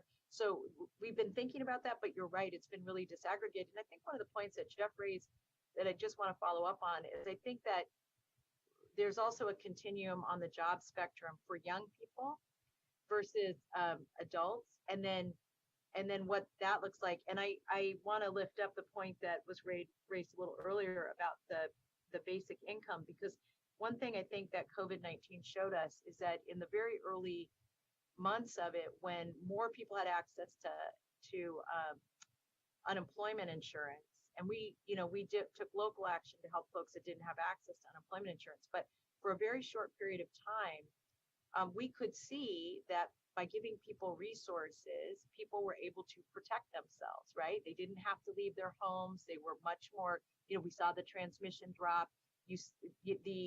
While we did absolutely see inequities in terms of jobs for people who were in the service sector and hospitality industries in particular, there were a lot of other areas where that got leveled out for a short period of time. So I think what's exciting about this is I think there are some local think tanks, including at Berkeley, who've given a lot of thought to this that we could bring in right away. So I appreciate that. It was kind of on my mental to-do list as well. I'm going to go to Protima, then to Sharon, and then to Marie. I see the wild hand there. Thanks, Marie. And then Ruth. Thank you, President Chavez. I just want to echo something that Judge Lucero brought up and that Esther is talking about in terms of employment. And thank you, DA Rosen, for highlighting that important gap. Office of Women's Policy received a grant from the Board of State and Community Corrections last year. We're very fortunate to have implemented for Young Women's Freedom Center to serve girls and transgender nonconforming youth from the juvenile system. One of the key components of our grant was employment through training the girls and transgender nonconforming youth in using the Youth Participatory Action Research. And Young Women's Freedom Center recently graduated 8 women from their self-determination and research program. These are funded service hours that are given to transgender nonconforming youth and girls from the juvenile justice system. And when they graduate, they actually have a skill that they can use. And throughout the time in that program, they're actually employed. And so I want to say I wanted to share this because I want to share it as part of the continuum of thinking that we're doing on actual viable employment, including finding ways to fund training, because we can't expect that these individuals are being asked to train and not being paid while they're being trained. And just on a completely different side note, but perhaps relevant for this group, for the last 3 days, we've had 0 girls in juvenile hall. It is the second iteration in this season. We had 5 days in late October, early November with 0 girls, and now we're on 3 days. So just wanted to say, because Judge Lucero also brought up our Getting to Zero Incarceration of Girls program. Thank you, President Chavez. Thanks, Pratima. And just for everybody, I'd like to do a real quick time check. We had this meeting ending at 11:30. We have quite a few people who want to weigh in. I want to let people do that. I'd like to just ask if I could keep you all for 11:45. And the main reason is I'm going to be asking for some next steps just in terms of the group. And then for my team that's on, I have a briefing at 11:30 that I'll need Hope to take. So Maya, if you could coordinate that, thank you. All right, I'm going to go to Sharon, and then I will go to my hand wavers, and then back to Perla. Great. I just wanted to provide an update. I didn't mention this in the report back, but we actually received a grant to do a career incubator next year, the coalition. And what that would include is a number of workshops and really helping to create a work plan for survivors to help take the next steps for their career and look at what can potentially happen in the long run. And so for that, I'm actually asking if people have partnerships or would like to be involved with that career incubator, to please reach out to me. Thanks, Sharon. And then I will go to Marie and then Ruth.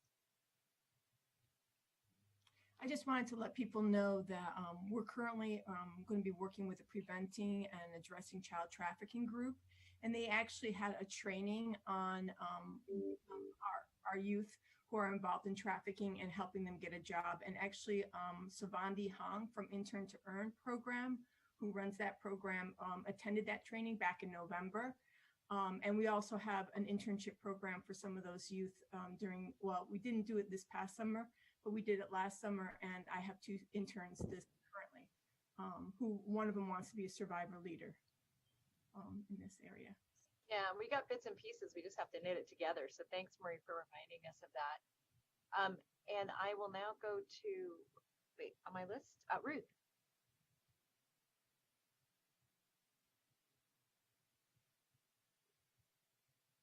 Yes. I have had this. I may have to turn my video off because I think I sound better with that.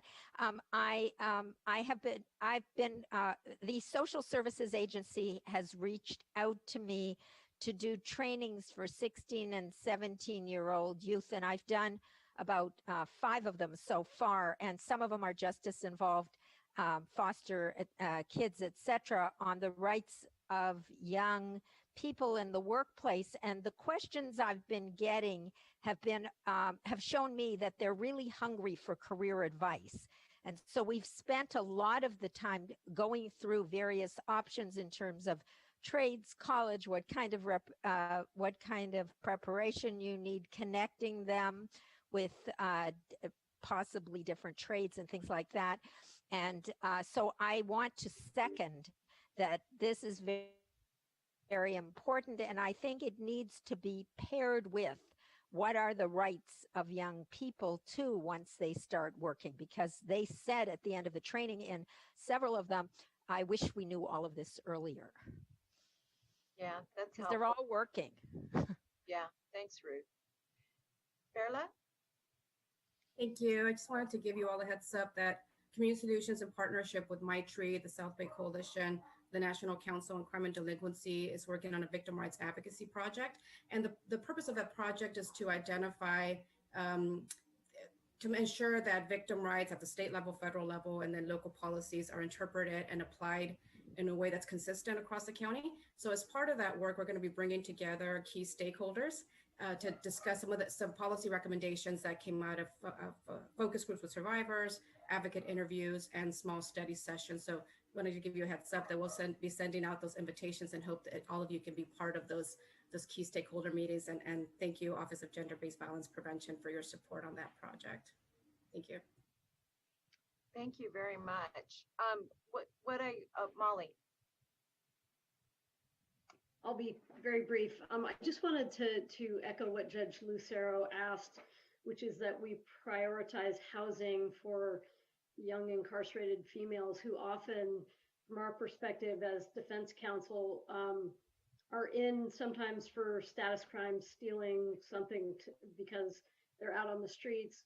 They score low on the risk assessment. The judge is prepared to release them. The DA may not be objecting, but there's nowhere for them to go. So while the numbers are lower in the Hall and the Ranch for COVID reasons and because of all the work this group has done, it's still an issue and it's still a problem. And so I hope that we're able to prioritize that. Thank you. Thanks, Molly.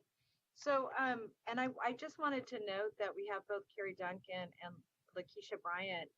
Carrie is from Zoe's office and Lakeisha is from Rose's office. So I want to make sure we give them on the next item a chance to weigh in. But for this, here's what I would like to recommend, in part because of the budget discussions. We had really set this group up to meet annually, our collective group, because we wanted to make sure we had a mechanism for doing a check-in to make sure we were that we were staying on task. What I would really like to do is I want to request that, and we'll do this formally. We'll do this in the form of a referral to our colleagues on behalf of this group that I would like to request three things, and I really just want to see if this is okay with everybody. One is that we will, I will take a look at all of the recommendations that were made today, some of them that we didn't get a chance to discuss that I think can fold into other projects or programs that are happening, and just, try to move those along. Two, that we need to do quite a bit of advocacy at a state level. And just as a reminder, we are funding at a local level our 2 rape crisis centers here. And we're doing that because the state's not doing funding. And the state, by the way, the state wasn't really funding them in the first place. I mean, it was so nominal, and I really appreciate our local advocates making sure we understood that. But I do think as part of our legislative activity, again, in the spirit of not stepping back, that we could really use Assemblymember Calder's help and others to get that money coming from the state to fund our rape crisis centers. Because if we do that, what I would be asking my board colleagues is to take the money we're investing there and keep it invested in the system, but be able to add the state money back. I think we're spending, I think the state was giving us like $100,000 or maybe $200,000 per, I can't remember. It was it was very little. And we're now funding them fully and robustly. And we should talk a little bit when we reconvene about the effectiveness of that in terms of our expanded service programming. And we can talk, Perla, to you and to the Y about how to present that information. I think the issue relative to housing is really, really critical. And again, we need to take a look at our Measure A programming to see where and when we have an opportunity to use Measure A to be more aggressive about housing. And actually, this is something that I've been talking to Esther about as well. And, we're working with staff, but we got to pump that up quite a bit. And then this idea around jobs and recovery, I think the timing of this is really important because of COVID-19, where we have an opportunity to get this more resource than we would normally, because we could really look at the highest need folks. What I think that's going to, so Maya, what I'd like to do is a referral that outlines this request and direction so that we can embed this into our work plans and really prioritize them, all of these really under the framework of what we are having to do in response to COVID-19 anyway. And that way we don't get left behind. So we'll bring something to our colleagues in the, at our last meeting on the 18th, and I'm happy to send it out to all of you so you get a chance to look at it and give feedback. And I don't, Maya, this this doesn't need to be, I can see the look on your face like, what?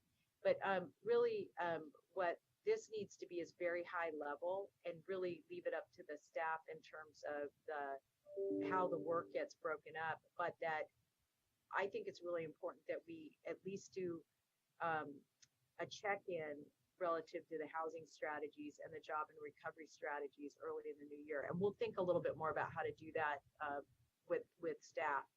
So that's kind of a broad direction that I'd like to go. And then the other thing that I just want to acknowledge is that Tatiana and others brought up some really good points about like the work we need to keep doing. So we'll reconvene again a year from now, certainly. We may want to reconvene before the June budget process. And I want to give a little thought to that based on how far we get with work, because we actually in a one voice may want to say, here's what we want to make sure gets prioritized in the budget. A little bit of that would be based on what we learned from these working groups in terms of strategies that we most want to implement. A lot of this work's been done already. It's just really a matter of prioritizing it. I know that's a little fuzzy, but how does that sound as a next step to all of you? For the, yes, no, more we need to do. Yeah, okay.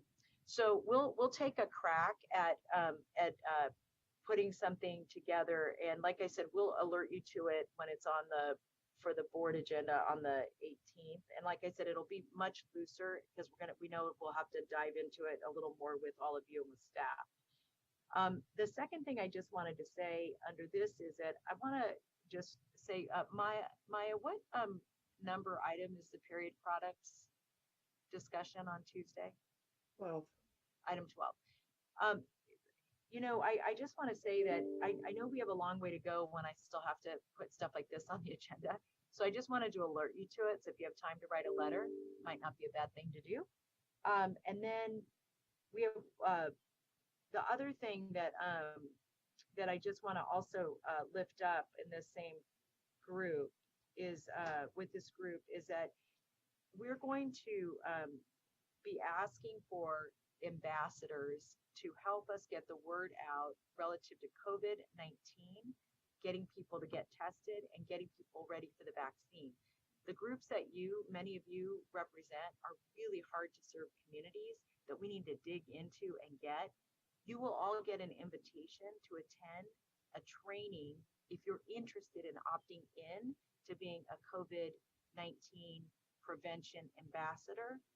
I just wanted you to know that because of the deep roots that so many of you have in the community, we're really looking to many of you to play a leadership role in helping us get into communities that may be afraid of COVID-19 and the vaccine.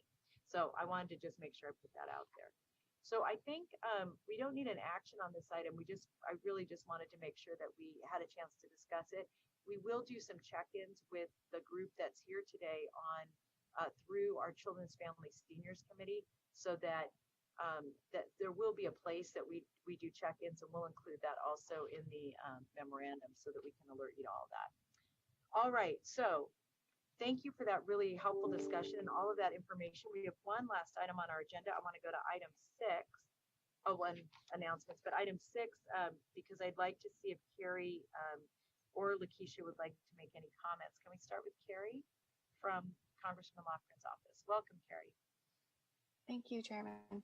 I wanted to provide just a brief update regarding fiscal year 2021 appropriations that impacts human trafficking programs. While that is still being finalized, the deadline for it to be completed is mid-December. Some of the programs that will be affected include Department of Justice programs like the State and Local Law Enforcement Assistance Victim Services Grants and the Human Trafficking Prosecution Unit in their Civil Rights Division. In Health and Human Services, this will also provide for administrative funding of the Children and Families National Human Trafficking Hotline, the Office of Trafficking in Persons, and Administration for Children and Family Runaways and Homeless Youth Act. There are also some programs within the Department of Education, the Department of Labor, as well as the Department of State and the United States Agency for International Development. If there are any delays in finalizing the appropriations, there will be continuing resolutions introduced to continue current funding levels until appropriations are finalized. That was just a brief update that I wanted to provide. Thanks again for allowing me to share this information, and please feel free to reach out if there's any information or help that the Congresswoman can give. Thank you. Thank you, Carrie. Lakeisha, is she still with us? Rose office, I saw her earlier. All right, well, we'll thank her for making sure that Ro was represented.